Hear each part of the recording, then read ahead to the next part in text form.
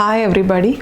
With elaborate insights into the theoretical perspectives of early learning development and a detailed list of the role of facilitator in adopting its implications, and after knowing about the core objectives and principles of ECCE, let us get into the direct aspects of ECCE, namely program planning and practice, pedagogical techniques and strategies, assessment, and effective transition of the young child. The previous module on the objectives and principles of ECCE served as a prelude for the ECCE facilitators. But to carry out their own roles and responsibilities effectively, every facilitator should be knowledgeable in identifying certain crucial issues of ECCE in India to be addressed at both the policy level and at the curricular level. Identification of these issues and evolving solutions would certainly strengthen the holistic development of children. Hope this module would lead you to this sort of analysis. The next issue is about the increasing the coverage and the quality compromise. The statistics makes it vivid in portraying the rapid expansion of ICDS throughout the country. But the process of expansion at a faster rate has for sure compromised on its quality. A study by the World Bank in the year 2005 has identified 3 mismatches in the implementation of ICDS, and all these 3 centralized approach of ECCE. Realizing the diversity of the nation, the process of formulating and implementing the ECCE program need to be contextualized within the specified framework of ECCE. In other words, the planning and implementation have to be decentralized. Traditionally, the period of early childhood years were considered to be the period of laying foundation towards inculcation of basic values and social skills in them through the child rearing mode referred to as indulgence. Child rearing was a shared responsibility. The learning mechanism of the child was completely informal and was best done by stories and games involving the whole family. However, an increase in women's workforce and modernization, the overall social structure and practices had changed completely. The family structure of joint family had seen a drastic decline, and the shared responsibility of child rearing has got shifted to sole responsibility of the parents with moderation mode of child rearing. Further, with women in the workforce, the sole responsibility of upbringing the children had a paradigm shift to delegated responsibility. The delegated responsibility varied from paid caregivers to loaded responsibility of siblings. Hence, the informal childhood care education became extinct and the formal early childhood care setting was introduced in India during the later half of the 19th century. With inputs from the early pioneer of ECCE in India, namely Gujabai, Dharabai, Montessori and Gandhiji, the concept of pre-basic education gained a widespread popularity even to the rural parts of the country. The first government initiative on ECCE was Central Social Welfare Board in 1953. Following the initiative of CSWB, other federally supported schemes such as the Reproductive Child Health Scheme, Integrated Child Development Services, and preschool education provision through primary education programs were initiated. As a result, remarkable progress had been observed in the field of ECCE. This part of the module gives you a list of ECCE services in India provided at public, private and NGOs in a nutshell. Public ECCE services.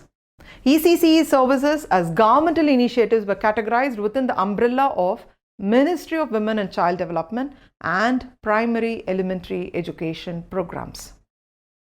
Now let us have a look into ECCE under MWCD. The first initiative of MWCD on ECCE was the implementation of Integrated Child Developmental Services in the year 1976, focusing on 3 major aspects, namely health, nutrition and preschool education.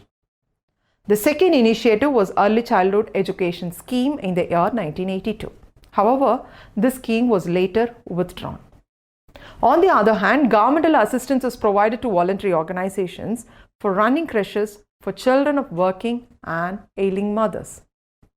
This assistance was implemented through Indian Council of Child Welfare and Bharatiya Adhim Jati Seva Sangh.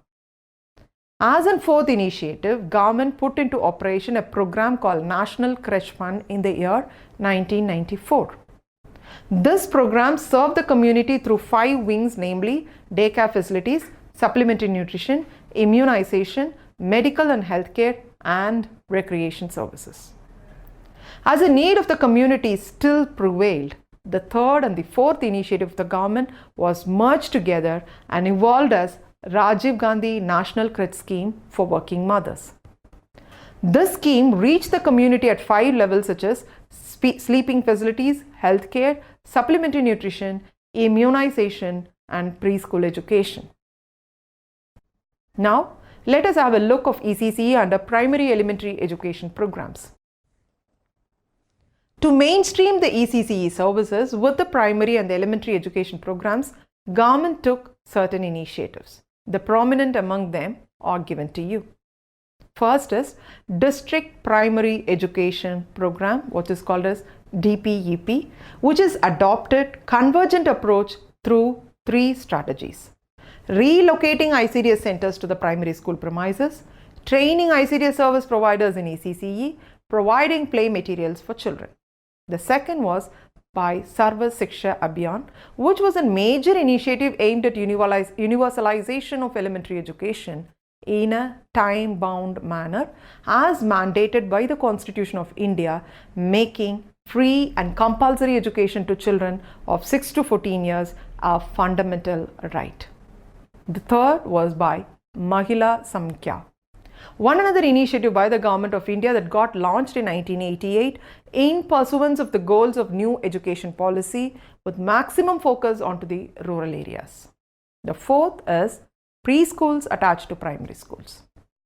Government of India also took measures to attach preschools to the existing primary schools as a convergent model of ECCE. Now, about the private initiatives on ECCE. As the public initiatives on ECCE by and large catering to the children of socio-economically disadvantaged communities, the private initiatives, that is also referred as profit-making initiatives, works for these socially and economically well-off communities. The ECCE services provided by the private initiatives are nursery schools, kindergartens, and pre-primary classes in private schools. The third is by the voluntary or NGO as an initiative on ECCE. With all the possible initiatives by the government on ECCE, the problem of reaching out every socially and economically deprived area was overcome by the initiatives taken by voluntary and non-governmental organizations. These organizations do play a significant role in providing education to the vulnerable and special communities such as tribal people and migrant laborers. They render services through creches or ECCE centers, mobile creches, laboratory nursery schools, and religious group preschools. The creches or ECCE centers in many places are run by mobilizing local resources. Mobile creches caters to the migrant community. The Department of Human Development or Child Development of universities have laboratory nursery schools attached to them, and the curriculum of these schools was found to be more innovative and developmentally appropriate. Certain religious group also runs preschools that are found to be competitive to the private run preschools. Hope the first chunk of the video on ECCE concerns is appraise the changing trend and growing demand of ECCE in India. It also has elaborated the objectives and implementation measures of various ECCE providers in India at public, private, and NGO level. Hope to meet you in the second video that would explain the major issues and concerns faced by ECCE in India. Thank you.